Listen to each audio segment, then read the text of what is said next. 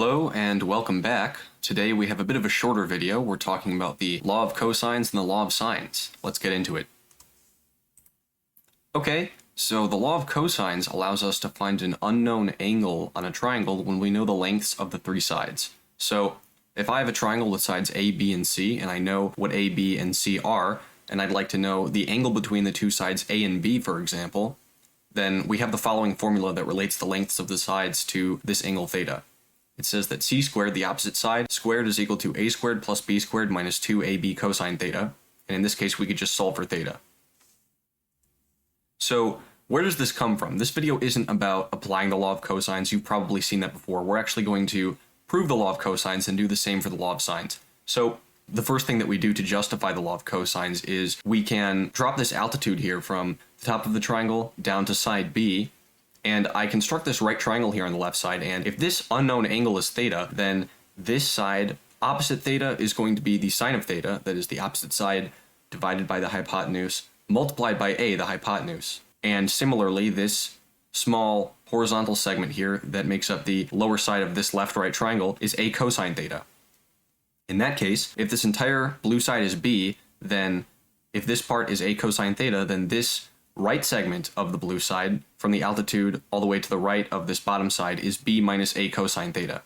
And in that case, we have a second right triangle on the right side where the hypotenuse is c, the vertical side is a sine theta, and the horizontal side is b minus a cosine theta. And now I can use this and plug it into the Pythagorean theorem as though we were trying to find c. So we have that one of the legs squared, which is a sine theta squared, plus the other leg squared, which is b minus a cosine theta squared, is equal to the hypotenuse squared, c squared. So this is just substituting in the lengths of these two sides for a and b in a squared plus b squared equals c squared. So this is what we had, and in this case we can just expand both of these terms on the left side.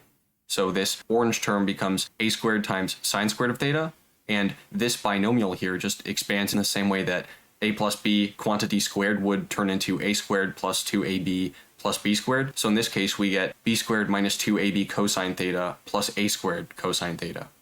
And that's equal to c squared. And in this case, I can group together the terms that are a squared sine theta and a squared cosine squared theta, like this.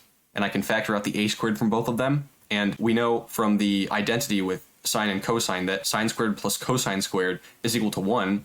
So this entire term just becomes a squared times 1, which is a squared. And we're left with a squared plus b squared minus 2ab cosine theta equals c squared, which is exactly the law of cosines right here. Okay, how about the law of sines? So the law of sines states that for each angle, for each of the interior angles of a triangle, that each of those angles divided by the opposite side are going to be equal to one another. So the sine of angle A divided by the opposite side is the same as the sine of angle B divided by its opposite side, which is the same as the sine of angle C divided by its opposite side. So how do we demonstrate this one? Well, again, we're going to drop an altitude, and let's say that this is side A and this is side B, okay? And the opposite angle from side A is angle A, and the opposite angle from side B is angle B. In this case, I construct two right triangles the same way that I did before, but I'm looking at something different now. So in terms of angle B, and the sine of angle B, this side is going to be the sine of angle B times the hypotenuse of this left-right triangle. It's going to be A sine B. But for this right triangle on the right side, this vertical side here is going to be B times sine of A, okay? Because now we're doing it in terms of the sine of the right angle. So in other words, there are two different ways to represent this vertical side depending on which right triangle we see it as a part of. If we see it as a part of this left-right triangle, then it's A sine B. And if it's a part of this right triangle in terms of angle A and the sine of angle A, then we have that the length of this vertical side is B sine A. And so in that case, A sine B and B sine A describe the same length, so they're equal to one another. I divide both sides by A, divide both sides by B, and I get exactly this part of the law of sines right here, that the sine of A divided by the length of side A is equal to the sine of B divided by the length of side B.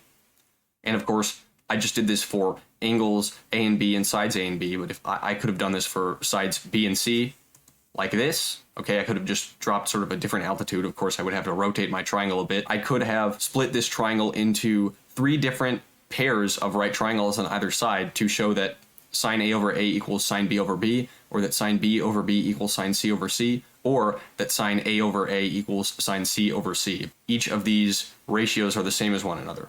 That's it. That's the law of cosines and the law of sines and why they are true. Thanks.